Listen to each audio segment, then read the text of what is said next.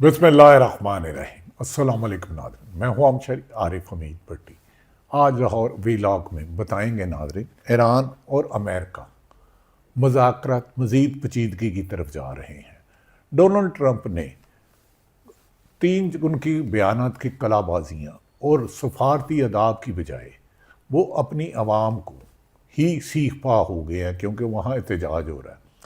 नाज़रीन, Donald Trump ने अभी तक बहर हुर्मुज़ की नाकाबंदी ख़त्म नहीं की, जिस पर ईरान ने वाशगाफ लफ्ज़ों में कह दिया है कि वो किसी भी सूरत मुज़ाकरात नहीं करेंगे। ईरानी सदर मसूद शिनजान ने कहा है कि हकीकी मुज़ाकरात में बुनियादी रुकावटें वादों की खिलाफ वर्जी, नाकाबंदी और धमकियां हैं। मज़ीद कहना था कि मसूद उनके ईरानी प्रेसिडेंट का कि दुनिया आपकी मुसलसल मुनाफकाना, अमेरिका को मुखातिब करके कहते हैं, दुनिया आपकी मुसलसल मुनाफकाना पॉलिसियों, बयानबाजियों, दावों और अमल के दरमियान तजाद को देख रही है।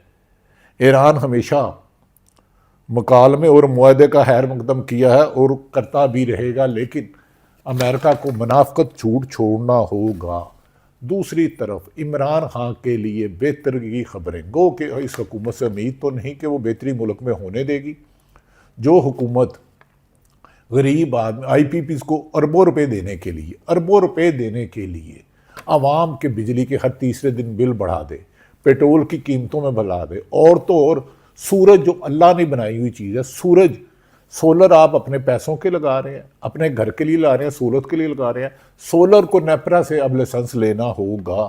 काश इस मुल्क की अशराफिया जो 1% या 2% अरबों डॉलर कमाते हैं, वो 50% टैक्स दे दें तो बिजली का यूनिट 20-25 रुपये आ सकता है। दूसरी तरफ इमरान खान के लिए अच्छी खबर है कि अक़वाम मुत्तहिदा के इंसानी हकूक़ के खिलाफ कायम की गई कमेटी ने पाकिस्तान हुकूमत से जवाब तलब कर लिया है।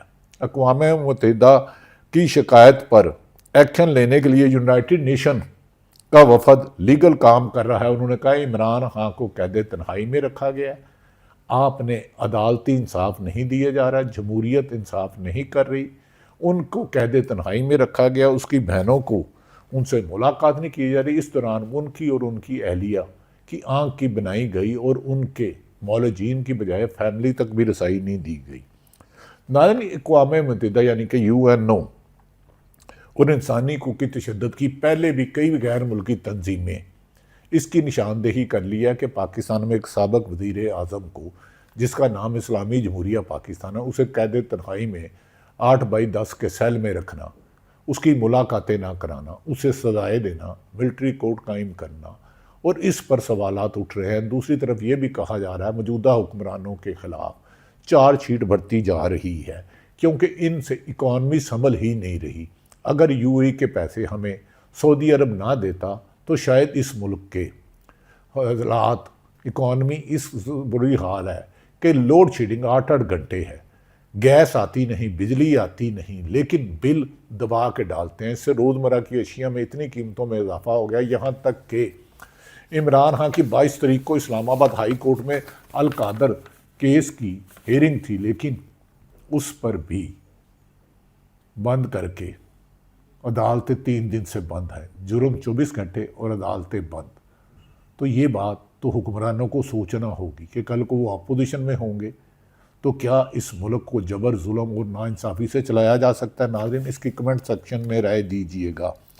अब यूनाइटेड नेशन का वफद को पाकिस्तान को सवालनामा भेज रहा है कि क्या इंसानी हकूक़ की खिलाफ वर्जियाँ बंद क्यों नहीं हो रही, सियासी इंतकाम क्यों लिया जा रहा है। इस्लाम तो माफ़ी का मज़हब है, प्यार का मज़हब है, रवादारी का है, इंसाफ का है, मसावात का है, लेकिन ये इंतकाम। खैर नाज़रीन, दूसरी तरफ डोनाल्ड ट्रंप बुखला चुके हैं। उनके बयानात के तजादात के ईरान को हमने ख़त्म कर दिया, उस पर ईरान का वादिया पहले दिन से एक ही मौक़िफ़ है कि यूरेनियम लेने की वो ख्वाब भी ना देखे, उसकी धौंस धमकियाँ धांधलियाँ मुमकिन नहीं। उसने ईरान के सदर ने वाशगाफ लफ्ज़ों में कहा कि इन्होंने हज़ारों धमकियाँ दी पर हम इन्हें नहीं मानते। अब ईरान ने जब बहर हुर्मुज़ बंद किया तो अमेरिका ने कहा इसे खोले, तो पाकिस्तान की रिक्वेस्ट पर, जिसका कलीदी किरदार है यूके का किरदार है, चाइना के वज़ीर ख़ारजा ने अमेरिका के ईरान के वज़ीर ख़ारजा अब्बास अरग़ची और दीगर क़यादत से बात की, उनके सदर ने बात की और उन्होंने कहा कि ईरान अमेरिका जंग बारूद की बजाय मुज़ाकरात और सफारती तरीके से हो, अमन के लिए हो। लेकिन इसके बावजूद अमेरिका ने ईरान की बंदरगाह की नाकाबंदी कर ली। अब यहाँ तक है कि अमेरिकन मीडिया लिख रहा है कि ईरान अमेरिका के पास जितना बारूद उन्होंने पिछले अरसे में ईरान में बरसाया है, 50% से बारूद कम ज़खायर रह गए हैं। अब ज़्यादा लंबी जंग अगर कहीं और हो जाती है तो अमेरिका के लिए लड़ना मुश्किल होगा। एक तरफ डोनाल्ड ट्रंप कहते हैं कि ईरान में इख्तलाफात हैं, दूसरी तरफ ये हालात हैं कि उनके अपने गुज़श्ता रात उनके मिनिस्टर वज़ीर जंग ने नेवी सेक्रेटरी के जॉन फेल्कन को मुस्तफ़ी कर दिया है और इससे पहले 3 से 5 सिविलियन ने रिज़ाइन दे दिया। कम से कम 2 दर्जन के करीब अमेरिका ने इस ईरान के जंग के बाद अपने अहम ओहदों पर फाइज chairman joint chief of staff general Charles Brown, army chief of staff general Randy Georgia बरतरफ और नेवी एयरफोर्स और दीगर आला ओहदों पर फायज 4 से ज़्यादा इंतहाई आला फौजी गैर ओहदों से हटा दिए हैं। 1 दर्जन से ज़्यादा सेंटर जनरल को हटा दिया है और बाकी अहम ओहदों पर तैनात इस्तीफ़े दे रहे हैं। और गुज़श्ता रात ऐसा लग रहा है जो उनके वज़ीर जंग ने नेवी की सेक्रेटरी जॉन फेल्कन को मुस्तफ़ी होने पर मजबूर किया और 2 दर्जन के करीब किसी को बरतरफ किया, किसी से इस्तीफ़े लिए। ऐसा लगता है कि डोनाल्ड ट्रंप इस जंग में अकेले हैं। वॉल स्ट्रीट जर्नल हो, BBC हो, CNN हो, अल जज़ीरा हो, दीगर हो कि वो कह रहे हैं कि अमेरिका जंग के हासिल क्या, अमेरिका ने इस जंग में हासिल क्या किया? अपना 50% से ज़्यादा मिसाइल सिस्टम, ड्रोन सिस्टम ख़त्म कर लिया, अपना इंटरसेप्टर सिस्टम कमज़ोर कर लिया। अमेरिका समेत, पाकिस्तान समेत दुनिया के हर मुल्क में बिजली और गैस का बहरान आ गया। पेट्रोल की और गैस की कीमतों में इजाफे से रोज़मर्रा की अशिया भी कीमतों में इजाफा हो गया, जिसकी वजह से पूरी दुनिया में एहतजाज है। देखना तो ये है कि इसमें अमेरिका और ईरान जंग में अमेरिका ने हासिल क्या किया। मगर हासिल ये किया कि अमेरिका अपना एक भी मकसद नहीं पूरा कर सका। C-30, F-35, F-15 जदीद लड़ाका त्यारे, हवा से ज़्यादा चलने वाले मिसाइल चलाने के बावजूद भी 38 दिन जंग करने के बाद और तकरीबन 1 महीना जंग में तसीहत देने के बाद आज भी ये कन्फर्म है कि ईरान ये जंग नहीं हारा, अमेरिका जंग नहीं जीत सका। इसीलिए खुद ही पहले पाकिस्तान की रिक्वेस्ट पर 15 दिन की तोसी की जंगबंदी में, फिर 10 दिन की, फिर कहा कि मैंने फिर गैर मुआयना तोसी की, फिर कहा 5 से 13 दिन। आज व्हाइट हाउस की तर्जमान ने कहा कि ये तोसी गैर महदूद है। अमेरिका ने, पेंटागन के माहिरीन की राय है कि ये इस लिमिटेड नहीं। तो दूसरी तरफ नादरीन, पेंटागन माहिरीन की राय है कि तजियाकारों के मुताबिक अमेरिका एक अब लंबी जंग अगर किसी और मुल्क के साथ, जैसे वो कह रहा था कि मैंने और किसी मुल्क पर हमला करना है, एक लंबी जंग की पोजीशन में नहीं रहा। इनके असले के, लेटेस्ट असले के, यानी कि missile system, drone system, interceptor system खासे आधे से कम होकर रह चुके हैं। बनाए हुरूवज में ईरान की तरफ बिछाई गई सुरंगों को अमेरिका के लिए ख़तरा समझा जा रहा है। उन्होंने कहा, अमेरिकन मीडिया लिख रहा है कि इतनी सुरंगें बिछा दी हैं, उनकी छोटी कश्तियां हैं और 50% उनके पास, ईरान के पास अभी भी बैलिस्टिक मिसाइल है, लेटेस्ट ड्रोन है, जो एक ड्रोनों में से नीचे उतरता है तो 8-10 ड्रोन बन जाते हैं। उन्हें अमेरिका और इसराइल का इंटरसेप्टर और मिडल ईस्ट में रोकना मुमकिन ही नहीं, नामुमकिन हो चुका है।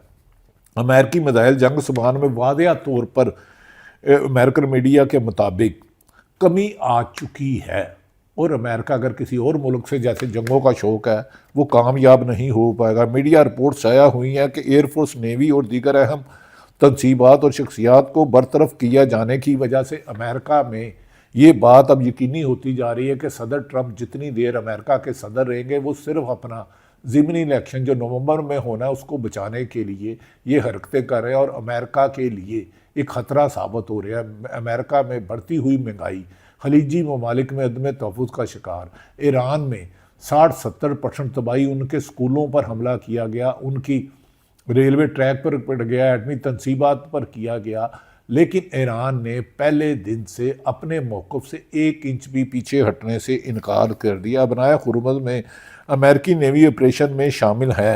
अमेरिका समझते हैं कि अमेरिका जंग से पहले भी बरतरफियाँ हो चुकी हैं। वज़ीर जंग अचानक सेक्रेटरी नेवी जॉन फिलर को बरतरफ करना, ऐसा लगता है कि अमेरिका में डोनाल्ड ट्रंप की आर्मी में, एयरफोर्स में, नेवी में उनसे इख्तलाफ रखने वाले अक्सरियत है, लेकिन डोनाल्ड ट्रंप की हठधर्मी के आगे कोई बोल नहीं पा रहा।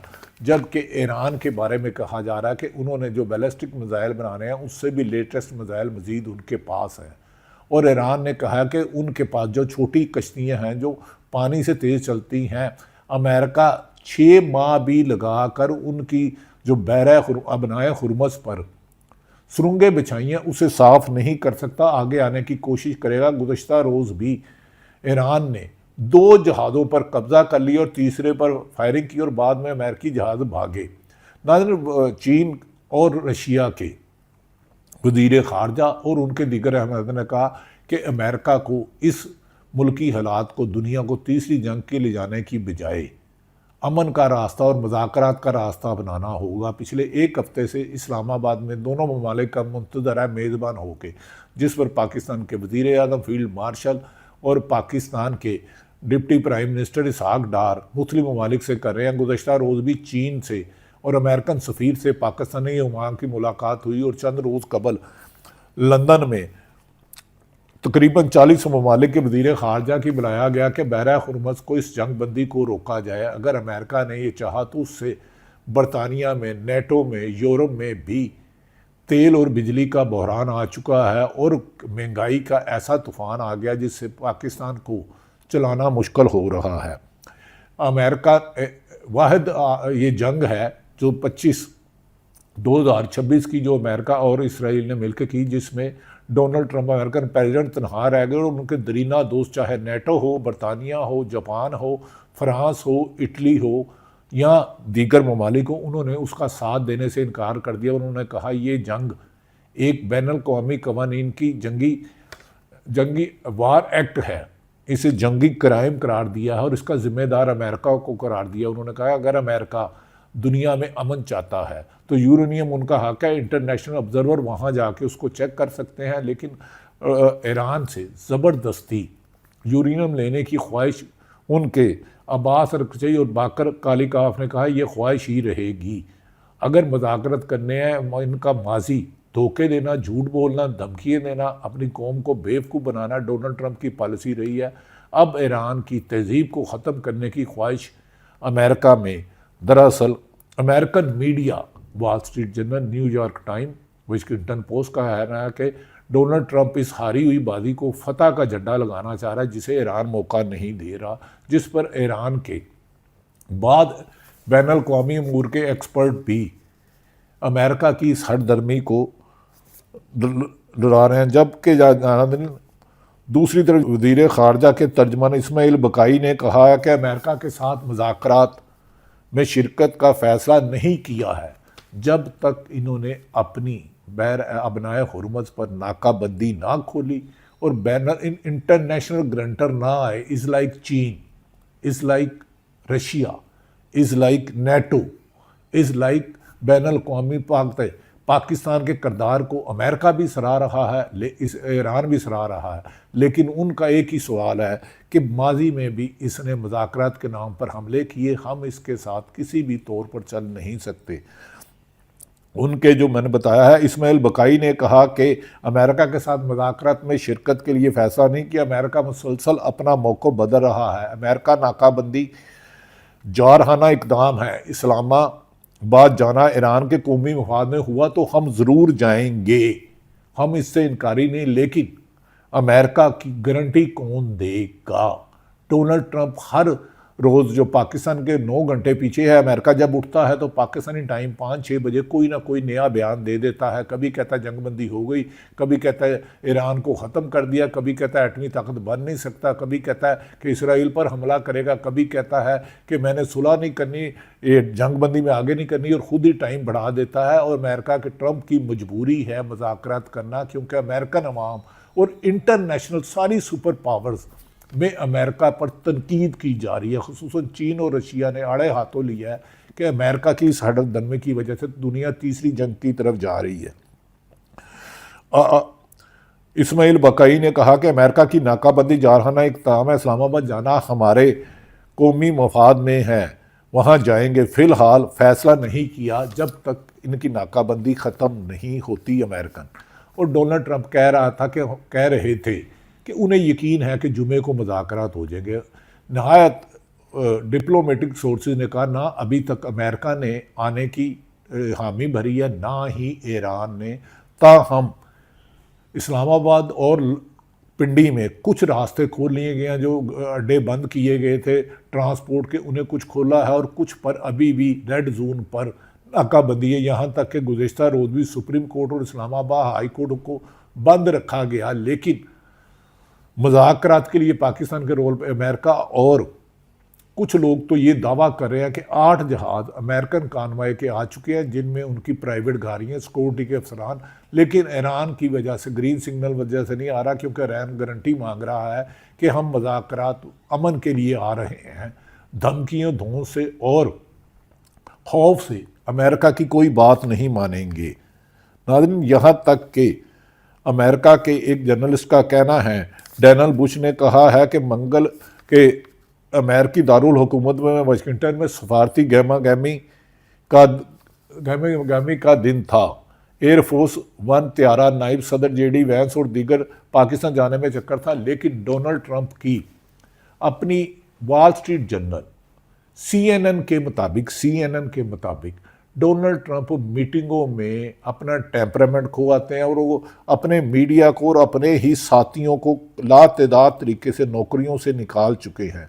पाकिस्तान की सूरत हाल ये है नाज़रीन कि यहाँ अब 12 से 8 घंटे लाइट जा रही है, गैस आती नहीं, बिजली की कीमत में फिर इजाफा किया जा रहा है। सूरज से सोलर बनाते हैं आप अपने पैसों का, उस पर नेपरा से टैक्स लगाया जा रहा है।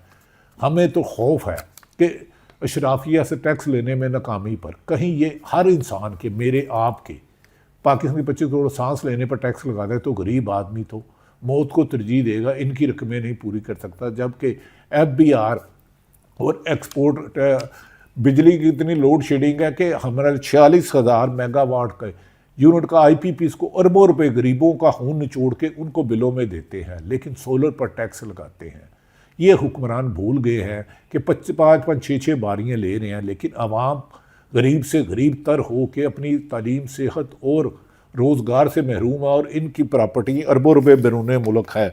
पाकिस्तान इस वक्त कर्ज़ों की ऐसी दलदल में फंसा है कि जिसकी मौजूदी इकानमी नाअहली बताई ही नहीं जा सकती। नाज़रीन, कहा जाता है कि जब हिंदुस्तान को बरतानिया से आज़ादी का बिल बरतानवी पार्लियामेंट में पेश किया गया तो अपोजिशन लीडर चर्चिल ने उसकी मुखालफत में ज़ोरदार तकरीर की और कहा कि आप हिंदुस्तान के हुकूमत इन ओबाश लोगों के सुपुर्द करने जा रहे हैं जो हवा के सिवा हर चीज़ पर टैक्स लगा देते हैं।